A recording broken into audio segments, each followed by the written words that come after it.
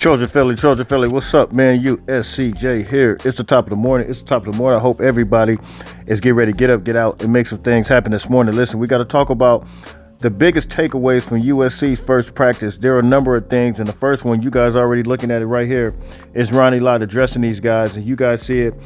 They bring in first practice in the right way, bring a guy that's USC history, Hall of Fame type guy, really establishing the foundation. But I'm really excited about some of the things that I've been seeing just from the first practice. You guys already know, immediately, once these guys begin to come out, the first thing we already noticed was the size on these guys. I mean, they're absolutely just ridiculous amount of size. And, you know, the roster came out, the official roster came out with the weight, and we talked about the size the other day of how big most of these guys are with the defensive line getting 300 and Lincoln Riley said they gained 340 pounds. I mean, it's unbelievable. But now you get a chance to really just see it. We'll take a look. But here's a couple of guys that came out. You see Giant Abasari, the big-time freshman out of Minnesota. That guy went from 264 to 291. Big weight. And that weight gain was from January 27th all the way to February 24th. So they had those guys gain weight approximately about a month. And you see the weight gain. He's already already ready to go, Big Ten ready, as far as that weight that you want from a defensive tackle. And you see Devin Tompkins as well. But one of the other things that really jumped out at me was some of the things that Lincoln Riley said within the press conference. He talked about the offensive line. You guys know that USC, we kind of, play with it a little bit. I'm naming the offensive line, and he talked about how the offensive line is good. The first team, very, very good. However, there is somewhat of a drop off, and it looks like he wants a security blanket as it relates to the offensive line. So he did address that. So we want to hear exactly what Lincoln Riley said, because it looks like you want an offensive tackle, being that he's moving Jonah Mannheim over to the center position. Elijah Page, very confident with him. It looks like he's going to be penciled in as a starter, just as I projected. I thought that he would be a starter, but that offensive line group is a group that Lincoln Riley absolutely wants to beef up. Of course, you got Jonah Mannheim there. You got Eleni Noah there, who I think will probably start at guard. And then behind him, you see Amos Talele. But Amos Talele is a massive-sized guy. I think he's right at 315 pounds right now. But you want another guy that's experienced. So I do see USC going to go get another guy, and Lincoln Riley addressed it. Listen to what he had to say. There's certainly the possibility that we may look to add somebody there. Obviously, just kind of see how spring unfolds. So these young guys are going to get a ton of reps.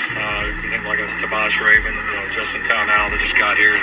Because of the depth, they'll get a million reps. And it'll be fun to see them progress. But I mean, right now, Page and Murphy right now would certainly be the first two in there. But we're going to experiment. We got a couple of the other body types out there that we feel like athletically can move around and do some things. And obviously, we've still got a few freshmen that will be here with us this summer. So we're gonna toy around with the lineups a little bit, move some guys around. But it's certainly of all the positions, that's one of the few that we know that we're gonna either probably have to move somebody or bring somebody in. Now, the other biggest takeaway is something that Dennis Simmons said. He talked about the wide receiver room. You see Mekhi Lemon there. You see Zachariah Branch, two of the big-time guys. However, you do see the baseball guy behind him. And prior to those guys coming out, you had Deuce Robinson come out in a baseball uniform. So he's kind of missing in action. Even though Zachariah Branch is participating in track, he is still here for the spring ball. So Deuce Robinson not being able to be here takes away from some of the reps. And now looking at it, I think they're down to like about 7 receivers, which is a kind of a thin thing. Lincoln Riley just wants to have that security blanket. Dennis Simmons kind of mentioned it. So the receiver room probably want to get one more receiver to kind of move and groove and be able to, just be able to have plenty of guys to be able to get that ball down the field. So that is some of the things that stood out as well as relates to the receiver room. Now, next one is going to be a guy like Anthony Beavers. He's absolutely looking like a grown man. He's looking like a beast.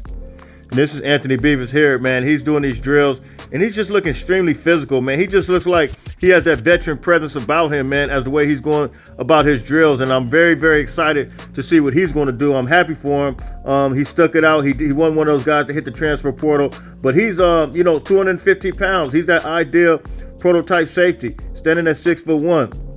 And I know a lot of people already got their preconceived ideas of who they think is going to start, but that's why I said when it comes to this defense, I'm not picking a guy because may the best man win, because you got a guy like Anthony Beavers, somebody out there moving and grooving the way he is. Apparently, he's putting in the work, and the proof is in the pudding, and he looked like one of the most explosive guys out there in the drills today. Also, it was good to see true freshman Marquise Gallegos.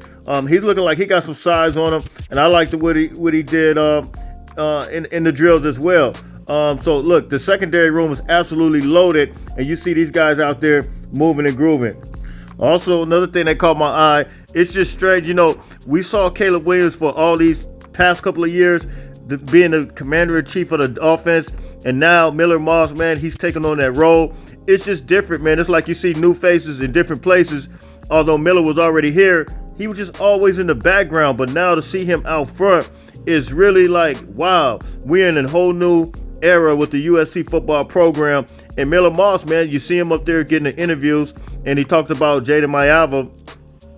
Did he have any type of feelings one way or another? He said, no, I really didn't. I mean, I just kind of, I'm just basically want to come do my job. This is not verbatim, but I'm just saying, he said, basically, I'm just trying to do my job and just trying to be the best that I can be. And so to see him now as the commander-in-chief, man, you really root for Miller. And I really appreciate his attitude, his love and respect for the USC football program. But Miller is just, it looked like he's ready to command this offense. And you see him out there behind all of these big guys, man. But Miller's ready to make it happen, man. So look, you guys can drop those comments in the comment section. Let me know what you guys think. Now, another big standout was looking at Matt Inch, looking at Eric Henderson. You see him on there on the end. But man, you could tell these guys are responding to Eric Henderson a totally different way. Like, they don't, and this is another aspect that I think is going to be added. They don't want to, that's Isaiah Rakes, by the way, number 2. They don't want to let him down. They don't want to, not do a good rep in front of him. Every rep, it seems like, has to count. And that's one of the things I think is going to be added when you got a guy like Eric Henderson. You're going to make sure you do every rep and no reps off. And when you take reps off, that causes you to be lackadaisical. That causes you to be lost in the sauce and not putting forth your best effort. Now you got a guy like that knowing he coached Aaron Donald, you're going to put your best effort in front. So, man, I really like what I see from the defensive line and the work that they're putting forth in these drills. Now, I'm not going to butcher his name, but you remember that 6'7" freshman. I'm bad with names. 267 pounds. Well, guess what? He's not 267 pounds anymore. He's 291 pounds. Northern California product.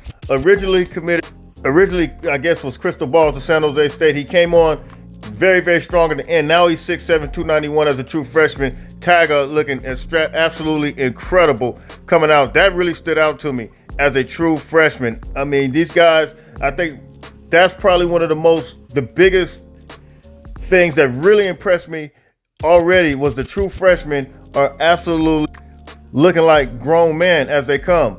And that's the benefit of being able to come in the spring as well. And all of these guys, you see them here, Jai Apazari, Lorenzo Cowan. I mean, these true freshmen, men are looking just absolutely crazy.